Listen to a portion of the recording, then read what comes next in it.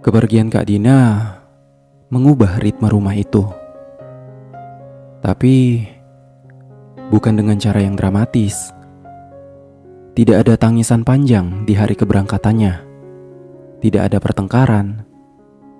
Hanya ada koper yang ditarik perlahan. Pelukan singkat di depan pintu. Dan senyuman yang dipaksakan agar terlihat baik-baik saja. Aku cuma beberapa bulan aja, ucap Kak Dina sambil memeluk ibu. Nanti juga aku pulang kok, Bu. Ia menoleh padaku dan tersenyum hangat. Jaga rumah ya, Ar. Aku pun mengangguk. Tapi dadaku terasa sesak. Ya wajar, karena ditinggal oleh saudara sendiri. Bang Devan berdiri sedikit menjauh. Ia membantu memasukkan koper ke mobil, berbicara seperlunya, dan saat mobil itu akhirnya menghilang di ujung jalan, rumah mendadak terasa lebih besar dan lebih kosong. Hari-hari setelah itu berjalan aneh. Tidak ada perubahan mencolok, tapi ada sesuatu yang longgar, yaitu tidak ada lagi keharusan menjaga jarak secara kasat mata. Tidak ada saksi yang tak sengaja, dan justru itulah yang membuatku gelisah. Bang Devan pulang lebih cepat. Tidak selalu, tapi cukup sering untuk kusadari. Kami makan malam bersama orang tua. Lalu masing-masing berusaha kembali ke ruang sendiri. Namun seringkali kami bertemu di ruang tengah pada jam-jam yang sama. Seolah kebiasaan baru terbentuk tanpa direncanakan. Percakapan kami tetap ringan.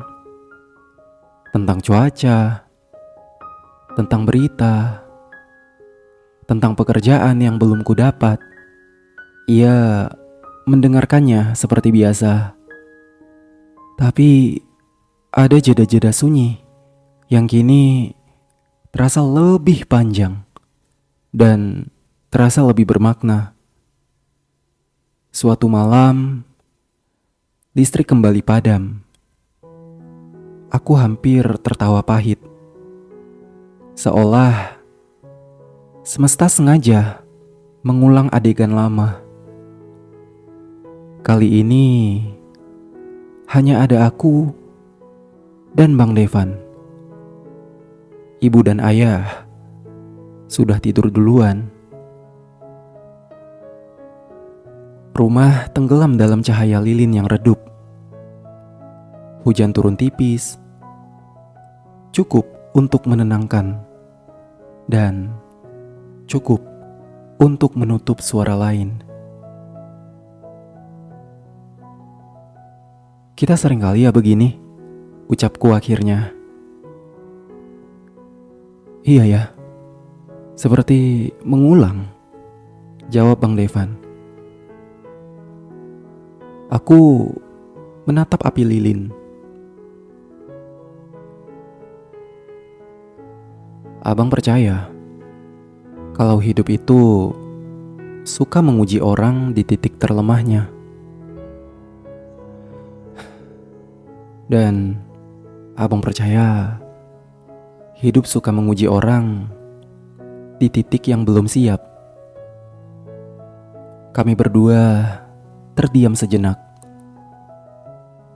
Aku merasakan keberanianku menipis.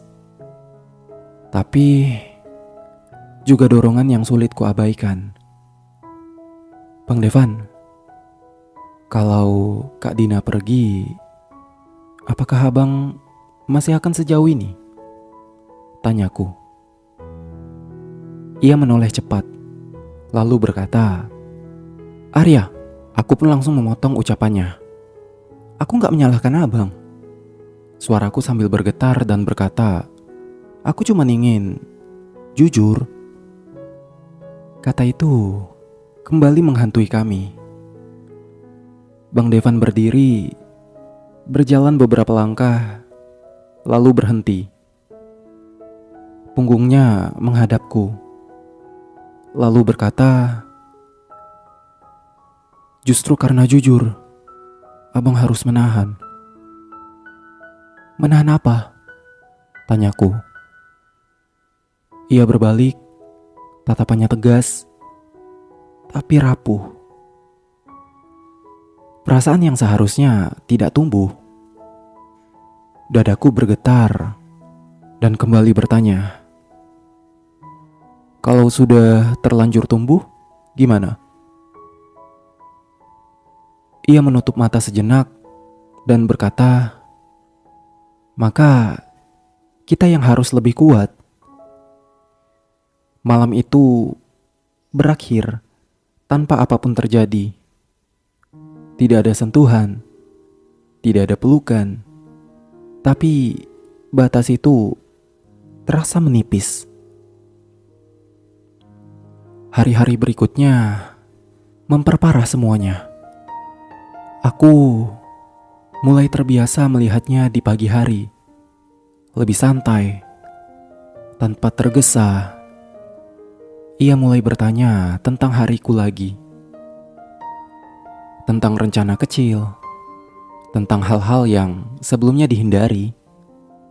Dan aku mulai lupa gimana caranya menjaga jarak. Suatu sore, hujan turun deras. Aku baru pulang, basah kuyup. Bang Devan langsung menghampiriku dan memberikanku handuk. Lap cepat, nanti kamu bisa sakit, ucapnya dengan suara yang penuh perhatian.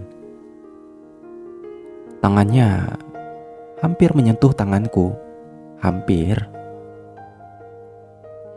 Aku mundur setengah langkah, lalu berkata, makasih ya bang.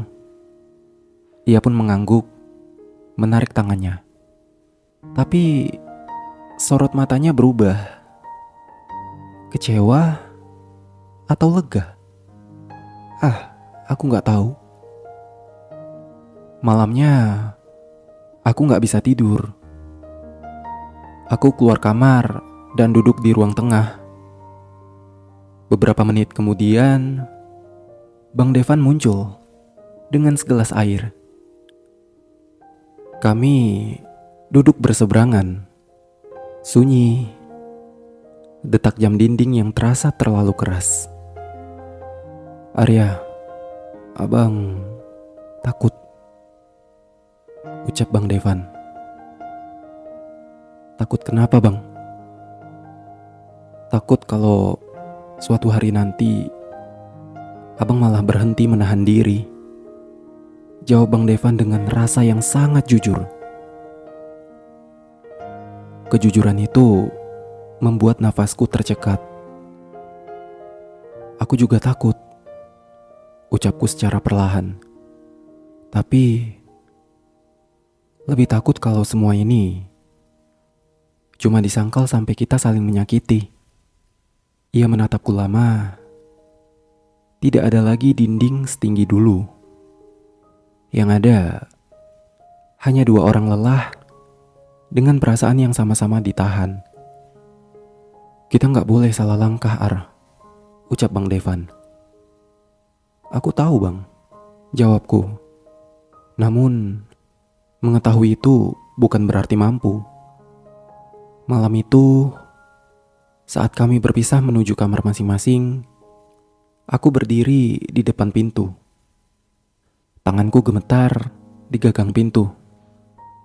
Aku sadar batas itu masih ada, tapi retaknya semakin jelas.